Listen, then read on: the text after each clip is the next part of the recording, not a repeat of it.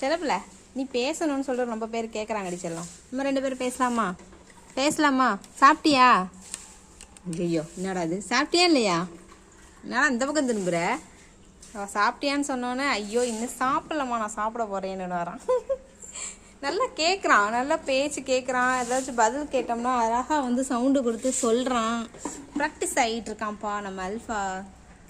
வெறும் சோறு தான், ஒன்றும் இல்லை. சாப்பாடு வந்து தண்ணியில் ஊற வச்சு இந்த சாப்பாடு வச்சா அதுதான் பிடிக்குது அவங்களுக்கு. தயிர் சாதம் கூட அந்த அளவுக்கு விரும்பி சாப்பிட மாட்டாங்குதுங்க. வெறும் ரைஸ் தான் சாப்பிட்றான். இங்கே பாருங்க, அவர் சாப்பிட்டுட்டு பால் குடிக்கிறார். குடிங்க தங்க பிள்ளைங்களா. பேசுவாங்கன்னு பார்த்தேன், கூப்பிட்டவொடனே சாப்பிட்லையான்னு கேட்கவும் இந்த வரமா சாப்பிட்டுட்டு வரமான்னு டப்புன்னு கீழே இறங்கிட்டான். நான் சொன்னது தப்பு தானே, நான் பேசுறது வேறு ஏதாச்சும் கேட்டிருந்தா பரவாயில்ல. சாப்பிட்டியாப்பான்னு கேட்டால் அதான் கீழே இறங்கிட்டான் பிள்ளை. சாப்பிட்டுட்டு வரேம்மா அப்படின்னு. ஓகே பாய் சொல்லுடா. சாப்பாடு தான்ப்பா முக்கியம்.